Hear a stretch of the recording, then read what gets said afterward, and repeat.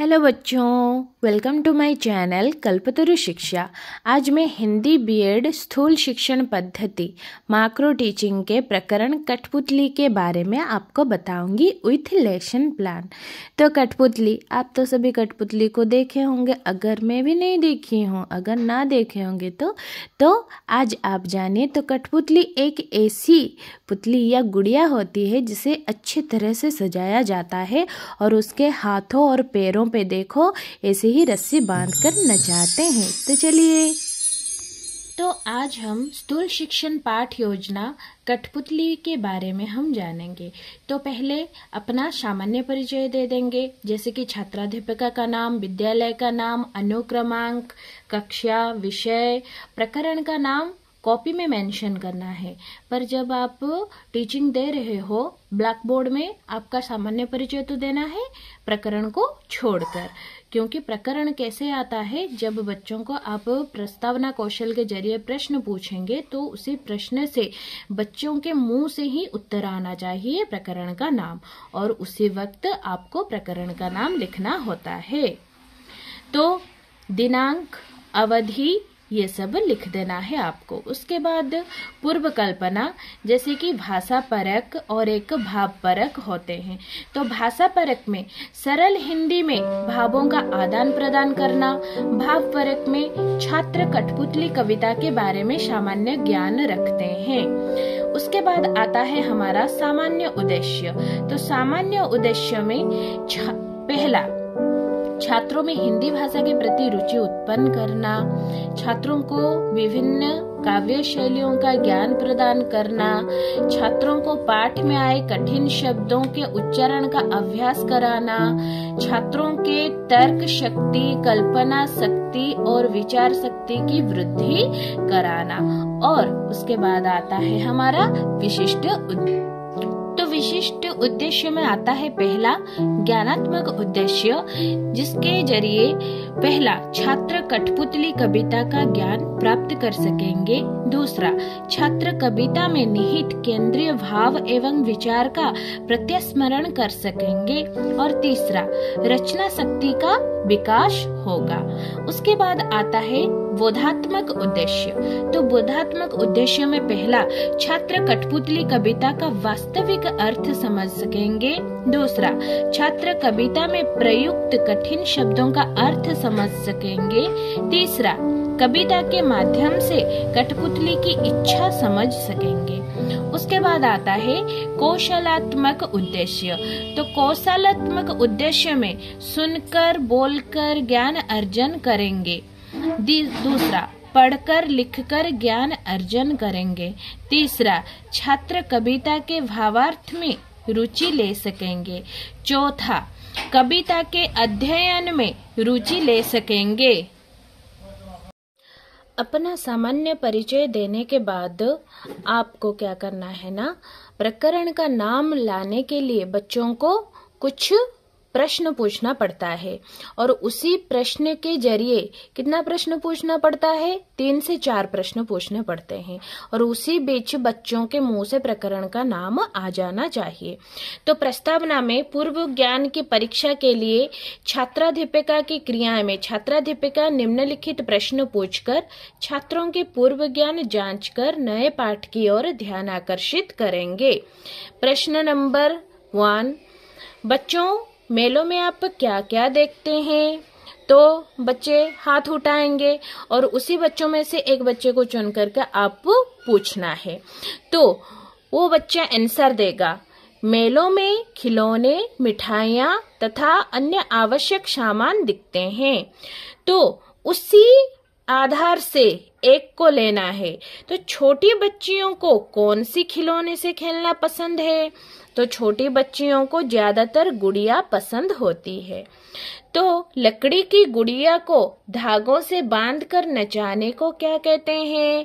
लकड़ी की गुड़िया को हाथ में धागों से बांधकर नचाने को कठपुतली कहते हैं। तो अध्यापिका वही बोलेगी। तो बच्चों, आज हम कठपुतली शीर्षक कविता का अध्ययन करेंगे, और उसी वक्त शाम पट पर कठपुतली लिखते हुए उसके नीचे अंडरलाइनिंग करेंगी, और उसके नीचे उसका लेखक का नाम लिख देंगे, भवानी प्रसाद मिश्र। तो प्रस्तुतिकरण और आदर्श वाचन, छात्राध्यापिका पुस्तक या प्रिंट आउट निकाल करके पुस्तक के कुछ अंश को पढ़ना शुरू करेंगे। तो कविता हम पढ़ना शुरू करते हैं। तो छात्राध्यापिका शुद्ध स्पष्ट आरोह अवरोह सहित विराम चिन्ह को ध्यान में रखते हुए कविता पठन स्वर सहित करेंगे। व्याख्या नहीं करना है, बस आपको पढ़ करके बच्चों को सुनाना है। तभी छात्र की क्रियाएं क्या होंगे? कुछ छात्र ध्यान से सुनेंगे। आपको बोलना है कि बच्चों मैं पढ़ रही हूँ, आप सब ध्यान से सुनो। कठपुतली गुस्से से उबली, बोली ये धागे क्यों है मेरे पीछे आगे, इन्हें तोड़ दो मुझे मेरे पाँव पर छोड़ दो। सुनकर बोली और कठपुतलियाँ कि हाँ बहुत दिन हुए हमें अपने मन के छंद छुए। मगर पहली कठपुतली सोचने लगी ये कैसी इच्छा मेरे मन में जगी। तो पुस्तक पठन के बाद छात्राध्यापिका क्या करेगी? छात्राध्यापिका छात्रों से वाचन करने की आदेश देंगी और आवश्यकता अनुसार उच्चारण संशोधन करेंगी। तो बच्चों को बुक पढ़ने के लिए बोलेंगी कि आप इस लाइन को इस स्टांजा को आप पढ़ के सुनाओ। तो बच्चे क्या करेंगे? तो एक एक करके वो छात्राध्यापकों को पढ़ के सुनाएंगे। अगर वो कहीं गलत पढ़ रहे हैं या कठिन शब्द का उच्चारण नहीं कर पा रहे हैं तो छात्राध्यापिका उनको उच्चारण में मदद करेगी। और छात्र क्रियाएं क्या होंगी कि छात्र अनुकरण वाचन सही रूप से करने की प्रयास करेंगे। तब आपको शब्दार्थ उसी उच्चारण के साथ, अगर आपका कठिन शब्द आ रहा हो तो आप कठिन शब्दों को भी श्यामपट्ट पर लिख देंगी।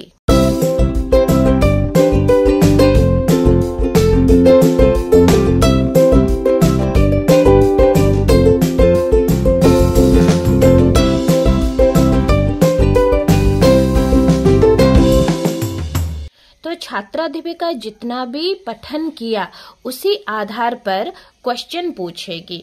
जैसे कि कविता का नाम क्या है? बच्चों के मुंह से उत्तर आना चाहिए, कविता का नाम कठपुतली है। दूसरा क्वेश्चन, कविता का कवि का नाम कौन है? तो कविता का कवि का नाम भवानी प्रसाद मिश्र जी है। ये कविता है ना, तो कविता को कौन लिखते हैं? कवि लिखते हैं। तो यहाँ पर हम कवि बोलेंगे। उसके बाद हम कवि परिचय देना शुरू करेंगे। ये रहा हमारा कवि परिचय, जो कि कवि का जन्म 1913 में हुआ था, मृत्यु 1985 में हुआ था। उनकी कुछ रचनाएं हैं, गीत, मानसरोवर, त्रिकाल संध्या आदि, और भी बहुत कुछ है। यहाँ पर आपको 2 या 3 श्यामपट्ट पर मेंशन करना है कवि परिचय देते हुए। तो कवि परिचय, भवानी प्रसाद मिश्र जी का जन्म 19 मार्च 1913 को गांव टिगरिया होशंगाबाद में हुआ था। उनका भाषा हिंदी, अंग्रेजी, संस्कृत है। प्रमुख रचनाएं हैं गीत, फरोश, बुनी हुई रस्सी, नीली रेखा तक, मानसरोवर, त्रिकाल संध्या आदि। और उनका मृत्यु 20 फरवरी 1985 को हुआ था। तो आपको कवि परिचय देने के साथ साथ श्यामपट्ट पर आपको कुछ कुछ मेन पॉइंट्स भी लिखने होते हैं। तभी छात्र क्या कर रहे होंगे? तो छात्र क्रिया में छात्र ध्यान से सुनेंगे। कवि परिचय देने के बाद आपको फिर से क्वेश्चन पूछना है। जैसे कि पहला, भवानी प्रसाद मिश्र जी का जन्म कब हुआ था? तो बच्चे बोलेंगे भवानी प्रसाद मिश्र जी का जन्म 1913 में हुआ था। दूसरा, भवानी प्रसाद जी की प्रमुख रचनाएं क्या है? 1 या 2 बोल दो। तो भवानी प्रसाद जी की प्रमुख रचनाएं गीत, फरोश, मानसरोवर आदि है। करना है ना, आप जो भी पुस्तक को पढ़ाए हो उसी का व्याख्या करना होता है। उसी को हम यहाँ पर लिखे हैं भाव विश्लेषण।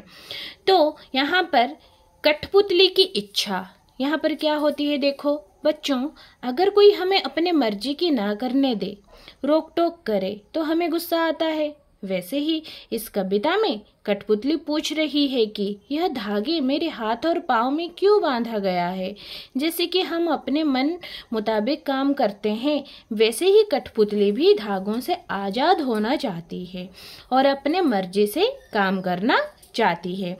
इसी बीच आपको जो भी कठिन शब्द लगे उसको आप श्यामपट्ट पर लिखोगे और उसका अर्थ भी लिखना होता है। जब लिखते समय साइड होकर लिखना है, बच्चों को दिखे और बच्चे भी आपके साथ साथ लिखना शुरू कर दें। और लिखते वक्त चुप नहीं रहना है, लिखते वक्त आपको बोलकर ही लिखना होता है।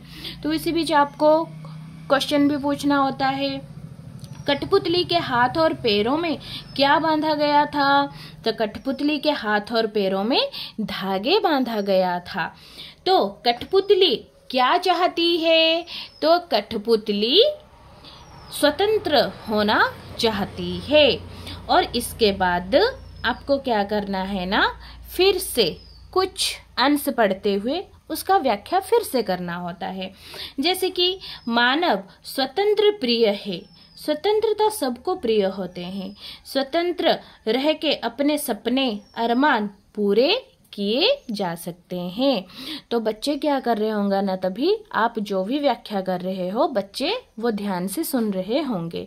और आपको बताई थी व्याख्या करते वक्त अगर आपको कोई भी शब्द कठिन लगे तो उसको श्यामपट्ट पर लिखना है, उसका अर्थ सहित। जैसे कि निर्भर, निर्भर का मतलब होता है किसी व्यक्ति पर आशा रखना। व्यक्ति का मतलब मानव या मनुष्य। पराधीन, पराधीन का मतलब होता है दूसरे के अधीन होना। तो पराधीनता में सारी इच्छाएं भ्रमित रह जाती है। अपनी मूलभूत आवश्यकता के लिए निर्भर होना पड़ता है। कोई भी व्यक्ति पराधीन रहना नहीं चाहता। इस कविता में कठपुतली स्वतंत्रता की इच्छा से स्वयं अपनी बात व्यक्त कर रही है। उनके समक्ष स्वतंत्रता को साकार बनाने वाली चुनौतियां हैं। धागे में बंधी हुई कठपुतलियां पराधीन हैं। उनके समक्ष स्वतंत्रता को साकार बनाने वाली चुनौतियां हैं। धागे में बंधी हुई कठपुतलियां पराधीन हैं। इन्हें दूसरे के इशारों पर नाचने से दुख होता है। इसी परिस्थिति से बाहर निकलने के लिए एक कठपुतली विद्रोह कर देता है। कठपुतली पर सबकी स्वतंत्रता की जिम्मेदारी आती है। वह सोच समझकर कदम उठाना जरूरी समझता है। तो इसका मतलब यह होता है कि जब एक कठपुतली वो विद्रोह किया कि मेरे हाथ और पैर में ये धागे क्यों बंधे हैं, मुझे छोड़ दो, ये धागा सब खोल दो, मुझे छोड़ दो अपने पाँव पर, मैं आज़ाद होना चाहती हूँ। तब सब कठपुतलियों के मन में भी इच्छा जागी, अरे हाँ, हमें स्वतंत्र होना चाहिए, हमें भी आज़ाद होना चाहिए। ठीक है, हम सब ने मिलकर के आवाज़ उठाई। तो पहली वाली जो कठपुतली थी ना, वो सोच में पड़ गई, अरे मैं खुद आज़ाद होना चाहती थी, अगर मेरे साथ ये भी सब आज़ाद होंगे मेरी तरह, क्या मैं उनकी बोझ उठा पाऊंगी या ये चुनौती स्वीकार कर पाऊंगी। ये समझ के, ये सोच के वो चुप हो गई। तो इसी बीच आपको क्वेश्चन पूछना है जो आता है, कठपुतलियाँ को क्या किए हुए बहुत दिन हो गए। तो उसका आंसर है, कठपुतलियाँ को अपने मन से कार्य किए हुए बहुत दिन हो गए हैं। कठपुतली क्या सोचने लगी। तो कठपुतली सोचने लगी वो दूसरे कठपुतलियों की स्वतंत्रता की जिम्मेदारी क्या उठा पाएगी, यही अपने मन में सोचने लगी। के बाद छात्राध्यापिका क्या करेगी, स्वस्वर वाचन करेगी। मतलब बच्चों को बोलेगी कि मैं इसको वाचन करने जा रही हूँ, आप सब भी मेरे साथ इस कविता को वाचन कीजिए, ये मेरे साथ बोलिए। तो छात्राध्यापिका छात्रों की पठित अंश का सस्वर वाचन करने का आदेश देंगी। छात्रों को सस्वर वाचन करते समय शुद्ध उच्चारण करने के प्रति ध्यान देना और कक्षा का निरीक्षण करना कि सभी बच्चे आपके साथ वाचन कर रहे हैं या नहीं, ये भी आपको निरीक्षण करना होता है। तो छात्र क्रिया में क्या होगे, तो छात्र ध्यानपूर्वक पाठ का वाचन करेंगे। उसी बीच आपको व्याख्या करते समय आपको प्रदर्शन कौशल भी करना होता है। आपको चार्ट पेपर या मॉडल बनाना पड़ता है। उसी मॉडल के जरिए आपको कवि परिचय देते वक्त कवि का पिक्चर को दिखा करके भी समझाना पड़ता है, और कठपुतली का कुछ चित्र लगाकर या फिर आपको खुद को ड्राइंग कर कर उस कठपुतली के भी उसका जीवन के बारे में भी आपको बताना पड़ता है कि कठपुतली कैसा होता है, वो कैसा दिखता है, कैसे नाचता है, किसके जरिए नाचता है, ये सबको आपको वर्णना करना पड़ता है। और बच्चों को दिखा के ये भी पूछना पड़ता है, तो बच्चों ये चित्र में क्या आपको दिखाई दे रहा है, ये बोलो। ये कौन से कलर की साड़ी पहनी है, ये बोलो। ये सब तो आपको व्याख्या करते समय इस मॉडल या चार्ट को आप अपने श्यामपट्ट के सामने टंगाए हुए रखना होता है, और इसी को दिखाते हुए बच्चों ये कौन है, तो ये हमारे पाठ के कवि है। उनका जन्म, रचनाएं, मृत्यु बताते हुए और चित्रों को दिखाकर भी पूछना पड़ता है, बच्चों ये कैसा दिख रहा है, तो ये किस तरह से नाच रहे हैं, किस तरह से सजे हुए हैं, सब क्वेश्चन पूछना पड़ता है इन्हें दिखाकर। ईश्वर वाचन करने के तुरंत बाद ही आपको बोलना है कि बच्चों आपको मैं विषय संबंधी कुछ प्रश्न पूछने जा रही हूँ, कृपया इसका उत्तर पूर्ण वाक्यों में दोगे। तो कविता का नाम क्या है? कविता का नाम कठपुतली है। कठपुतली कविता के कवि कौन है? तो कठपुतली कविता के कवि भवानी प्रसाद मिश्र है। कठपुतली के हाथ और पैरों में क्या बांधा गया था? कठपुतली के हाथ और पैरों में धागे बांधा गया था। कठपुतली क्या चाहती है? तो कठपुतली स्वतंत्र होना चाहती है। कठपुतली क्या सोचने लगी? तो कठपुतली सोचने लगी वह दूसरे कठपुतलियों की स्वतंत्रता की जिम्मेदारी क्या उठा पाएगी? तो ये रहा हमारा पुनरावलोकन क्वेश्चन। अब क्या होता है ना, बाद में अंत में लास्ट स्टेप, तो आपके पास एक छोटा सा ब्लैक बोर्ड होना चाहिए जो कि बुक स्टोर में इजीली अवेलेबल हो जाता है आपको। तो वही ब्लैक बोर्ड में आपको मूल्यांकन लिखते हुए, यहाँ पर आप देख सकते हैं मूल्यांकन लिखते हुए आपको इसी तरह से लिखना है, आंसर नहीं लिखना है। आंसर बस बच्चों के लिए छोड़ देना है। जैसे कि कठपुतली डैश से उबली, तो एक बच्चों को पूछना, तो बच्चे उठ के खड़ा होकर बोलेगा कठपुतली गुस्से से उबली। मुझे मेरे पाँव पर डैश दो, तो मुझे मेरे पाँव पर छोड़ दो। बहुत दिन हुए हमें अपने डैश के छंद छुए, तो बहुत दिन हुए हमें अपने मन के छंद छुए। पहली कठपुतली डैश लगी, तो पहली कठपुतली सोचने लगी। ये गया हमारे रिक्त स्थान भरिए, जो कि हमारा फिल इन द ब्लैंक्स होते हैं। तो सेकंड में वचन बदलो, तो एक वचन से बहुवचन। तो कठपुतली, तो यहाँ रहा कठपुतली, तो कठपुतलियां। बोली, बोलियां। इच्छा, इच्छाएं। उसके बाद आता है वाक्यों में प्रयोग। गुस्सा, तो एक एक बच्चों को बोलना कि गुस्सा को वाक्य में प्रयोग करो। तो मनुष्य का गुस्सा सब कुछ बर्बाद कर देता है। इच्छा, सबकी इच्छा पूरी नहीं हो पाती। सोच, प्रत्येक मनुष्य का सोच अलग अलग होता है। तो ऐसे वाक्यों में परिवर्तन करेंगे। अंत में आपको सब कुछ समेट के एक साइड में रखना है। आप जो भी लिखे होंगे ब्लैक बोर्ड में वो सब ऊपर से नीचे करके मिटाना होता है। डस्टर को लेफ्ट हैंड में पकड़कर ऊपर से नीचे की ओर करके मिटाना होता है। ऐसे ऐसे ऐसे ऐसे करके नहीं मिटाना होता। तो लास्ट में क्लीन करने के बाद गृह कार्य देते हैं। तो गृह कार्य में क्या देते हैं? पाठ को अच्छे से पढ़िए, कठपुतली कविता के सारांश लिखिए। ऐसे करके आपको गृह कार्य देते हुए आपको थैंक यू करके सब कुछ समाप्त कर देना है। तो थैंक यू।